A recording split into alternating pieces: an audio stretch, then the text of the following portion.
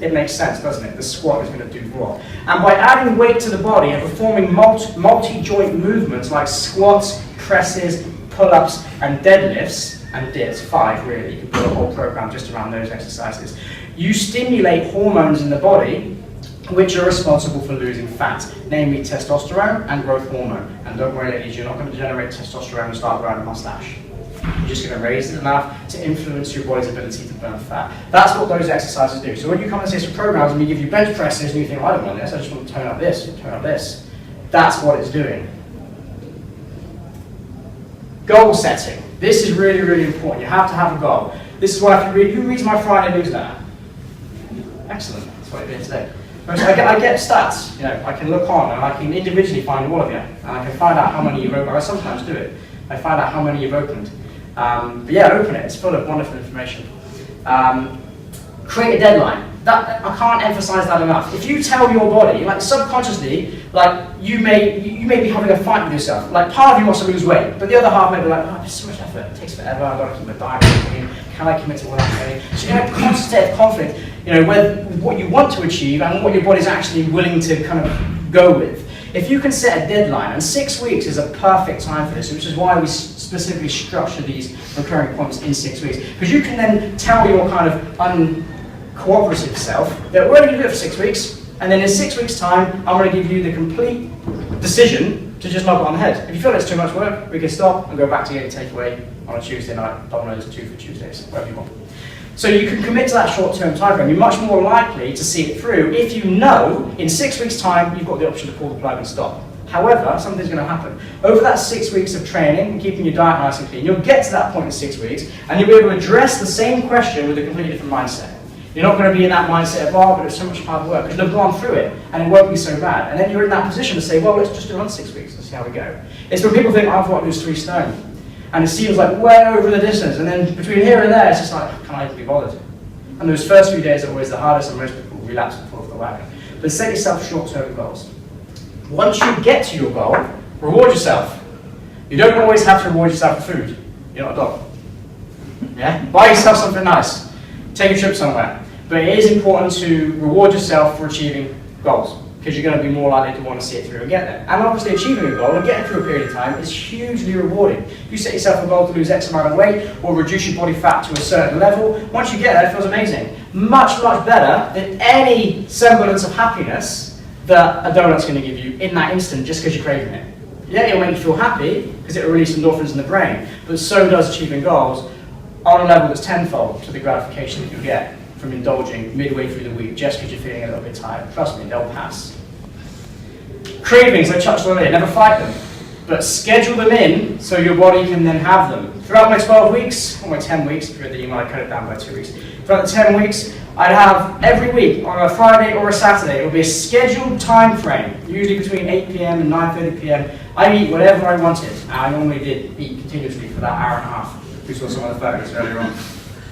Spend a lot of money at Pizza Hut. But do it. Honestly, it's so, so important. But you can only do it if between Sunday morning and Friday evening or Saturday evening, you have been 100% on your diet. If you've slipped off the wagon on Tuesday morning and then again Thursday night, and then you think, oh, Saturday, it's pizza time, it doesn't work that way. You've got to be good all the way through in order to get that. That's the most important thing. Because that one meal in 7 days isn't going to set you back, because you'll be stacking the odds highly in your favor for progress. But what it will do is it will give your brain that kind of that cleanse, that refresh. You know, you'll get that satisfaction that you get from eating the high sugar, high processed foods. I've got a little challenge for all of you. If you do kind of get takeaway or you do eat unhealthy at certain times, you do have a glass of wine on the weekend or whatever it might be, give it up for 3 weeks or 4 weeks. I guarantee you, when you add it back in, it's not going to feel the same. You may not want that as an option. You may be like, well, I want my glass of wine. But that's because you're thinking it from a point of view where you always have it. The human body is it's very much routine based. It always wants and craves what it gets the most. But if you stop having it for a period of time, it's not like you're in a position where you have to give it up. You'll just feel the same way without it. But you've got to go through that period of time. And then add it back in and see how your body reacts. It's really, really uncanny.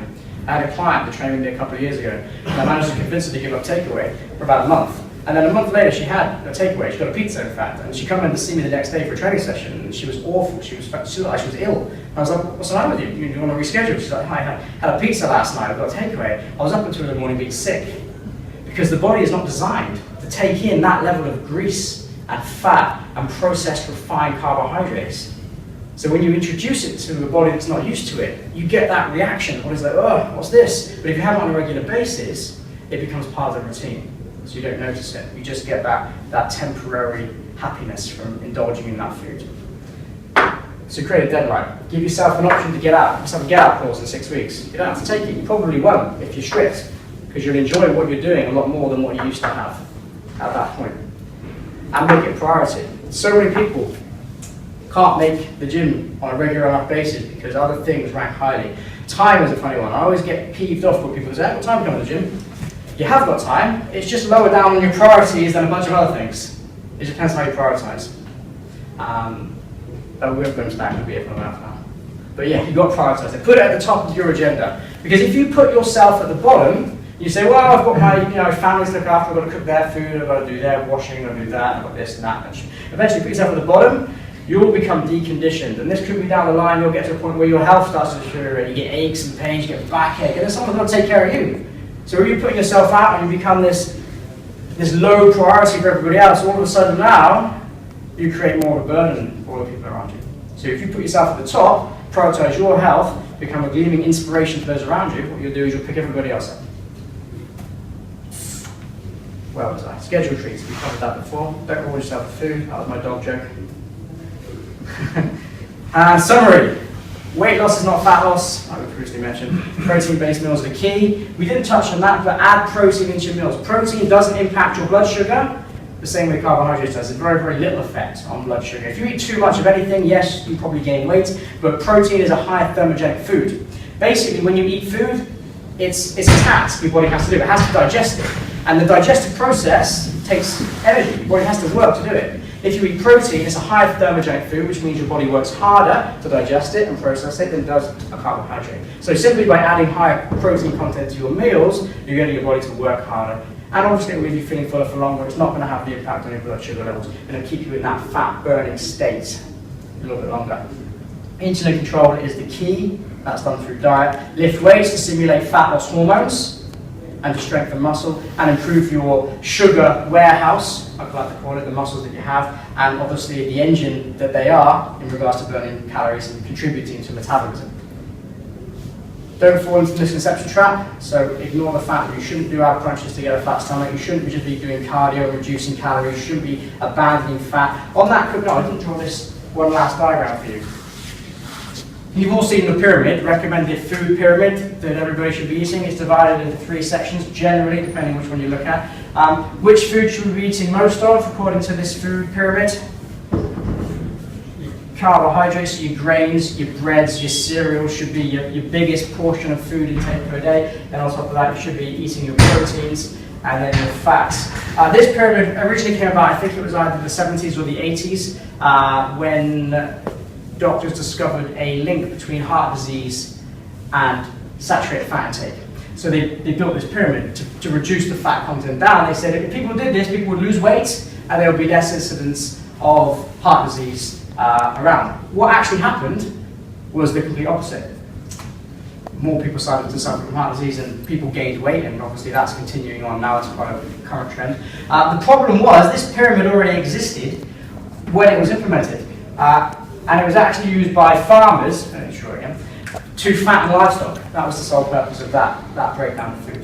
And like I said, if you take this one out, the calorie-dense fat, which is important for everything, then you need to refill that gap. And most people will refill it with that bottom one. And that's where the problems start arising. Set deadlines and reward yourself. Ongoing support, little plug at the end. If anyone wants personal training, Kev, my walking testimonial, I'm getting in a t-shirt soon that says Alex trains me. He'll be walking around the site. We do offer personal training down the gym. It's $37.50 for an hour. Or we do half-hour appointments as well. It works out about £15 for 30 minutes, and that's a block of 10. So if you do want that extra support in between those 6-week periods, then we're here for you. When we do that, we can then look at your diet on a week-to-week basis rather than just briefly touch on it in the 6-week session. So that's an option for you guys. If any of you are interested in that, obviously just come and let us know. We'll be more than happy to help you out. Does anyone have any questions? Has anything not been covered? Does anyone want to throw something out there to discuss? How long have we got? It's 22. Got some time. Anyone? I covered everything?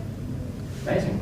If you choose, I've fallen into the habit of having the same kind of lunch every day. Yeah. It's like couscous, tuna, and sweet corn. Yeah.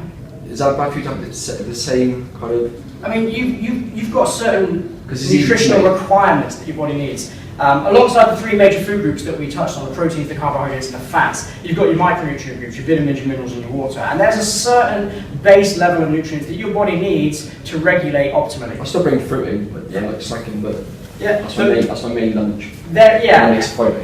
It's difficult to answer the question in this environment without looking at all the other foods that you eat. Yeah. But generally, if you vary your food intake, then you're going to get the best. The best. What's the word I'm looking for?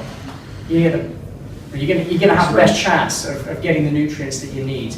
But I mean, I eat the same thing for lunch most days. It's either chicken or tuna generally for me. But what I vary the most is the vegetable intake. So a lot of the vegetables I eat are green, but there'll be various types of green vegetables like broccoli, spinach, asparagus, green beans, etc. To create that variety. Green vegetables are really important. Does anyone know why green vegetables are important?